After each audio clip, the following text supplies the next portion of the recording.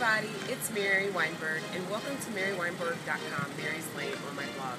Today I'm going to take the time out to interview one of the UC's best track and field and cross-country athletes. His name is Eric Finan. Google him if you kind of don't know about him, and I hope that you can gather some information when I interview him today.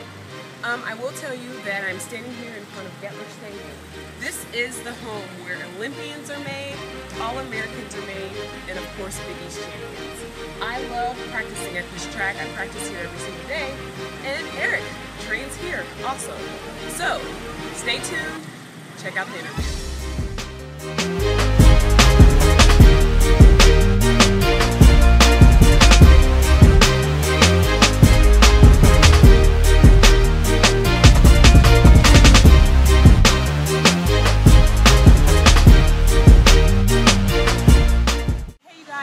It's Eric Finan, the Big East champion from 2011 in the 5,000 meters, and he's currently undefeated in the cross country, and he's getting ready for Pre-nationals. Pre-nationals.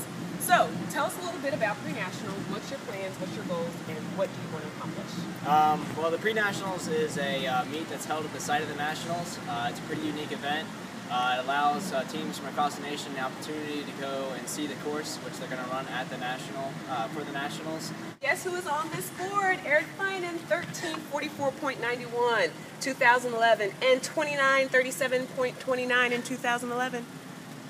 He has fast legs. Check out the legs. So, what advice would you give? I know, I'm just full of it today, Eric. Eric, did you know what you were getting yourself into today? No, I didn't. No surprise. Mary's Lane, MaryWeinberg.com. What advice would you give to a lot of the college athletes? I know they always ask me, well, how do you eat? You know, how do you train to be the best? What advice would you give them in terms of eating right, sleeping right, and training correctly? Well, the first and most important thing as a college athlete is time management, especially if you're in a more difficult major, or really any major that you're in. Hey, what's your major?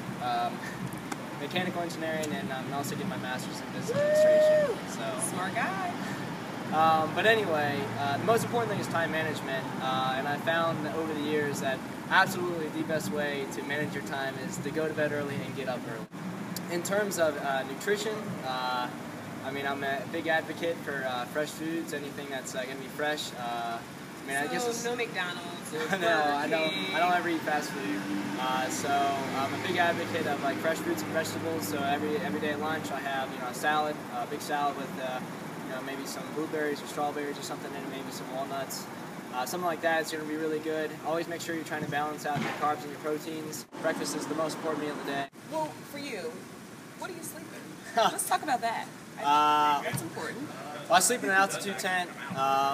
It's designed to simulate sleep in an altitude, and so it's sort of this live high, train low approach, which means the ideal situation, I guess, would be to live at altitude and then to actually train at sea level.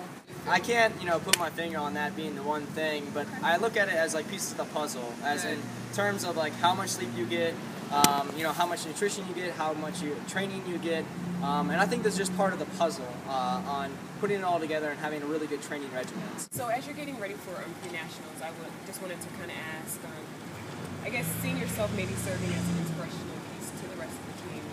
You're doing well, you're letting them know that they can do well too. What do you think about that? I'd like to see myself sort of fulfilling that role.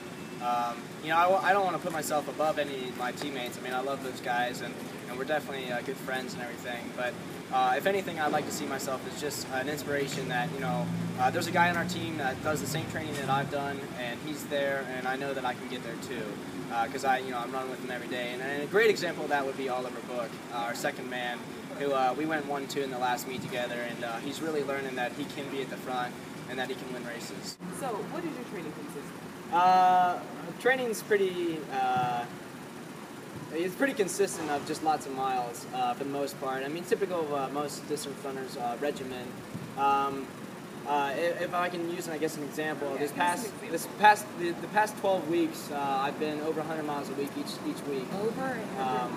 I peaked about 4 weeks ago. I peaked at about 117 for 2 weeks in a row, and most of that's just easy mileage. I mean, every weekday I double, so I do like 5 in the morning, then I'll do my evening run. Typically on Tuesdays and Thursdays over the summer during our base phase training, we'll do some kind of quality workouts. Now that we're more into the season, the mileage has come down just a little bit, so I'm a little closer right going around that 100 mark. And the quality of our workouts have gone up a little bit in terms of 800-meter repeats, 600-meter repeats. Tempo runs have gone down a little bit shorter in time, but increased in pace. And then typically every weekend I always do a long run, about 20 miles on Sundays, and that's just to keep up that aerobic strength and help keep you going through the whole season. Okay, so those people who are watching who may not know, who is the coach of the cross country and for the distance team here at UC? Coach is Wilfred, also otherwise known as Bill Schneer. He's a great guy. He's been here, I think this is his 31st year at the university, and he's been a long time advocate, obviously, and coach of the track team and cross country teams here at UC. He's done a wonderful job. He's quite an inspiration, and he's always acted as sort of this fatherly figure to everybody on the team, and he's a great guy to work with and absolutely deserves much credit. We talked about nutrition, we talked about training, we talked about sleep. What else would you say to people who may be interested, maybe young high school athletes who may be interested in pursuing what you're doing, being a distance runner? The absolute number one thing to do is just be persistent about it and keep at it. Don't lose faith.